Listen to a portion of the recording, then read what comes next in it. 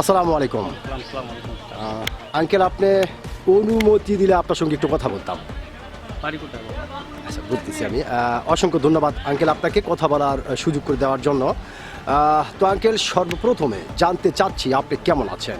আছি বা ভালো আছি, অসুস্থ মানুষ। তারপর আল্লাহ রহমতে আল্লাহ আপনাকে ভালো রেখেছে।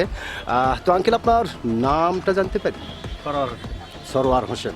সুন্দর একটি নাম আপনার, অত্যন্ত সুন্দর একটি নাম আপনার। তবে একটি কথা বলতে আমি বাধ্য হচ্ছি আঙ্কেল, সেটা হচ্ছে আপনার নাম শুনে এবং আপনাকে সামনাসামনি দেখে যেটা বোঝা যাচ্ছে, আপনি প্রচণ্ড একটি সাহসী মানুষ। এটা কিন্তু আঙ্কেল আপনাকে দেখেই বোঝা যাচ্ছে। তো আঙ্কেল, আপনি কি ভোটার হয়েছেন? ভোটার হয়েছেন। আঙ্কেল, আপনি কোন দেশের ভোটার হয়েছে?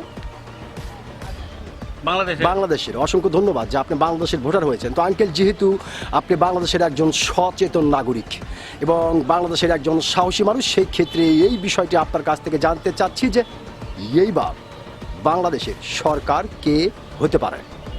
সম্ভবত দাঁড়িপাল্লা। দাঁড়িপাল্লা।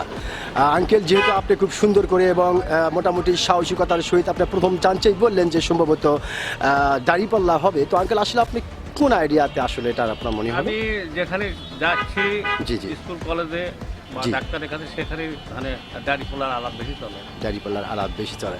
অসংখ্য ধন্যবাদ আঙ্কেল আপনাকে। আপনি মোটামুটি সাহসিকতার সহিত কথাটি বলেছেন। আপনি বলেছেন যে আপনি যেখানে যাচ্ছেন সেখানে মোটামুটি দাঁড়িপাল্লার কথাই আপনি শুনতেছেন। অসংখ্য ধন্যবাদ আঙ্কেল, আপনি যে সত্যিকারের একজন সাহসী মানুষ, আপনি কিন্তু আপনার সাহসিকতার পরিচয় দিয়েছেন। অসংখ্য ধন্যবাদ আপনাকে।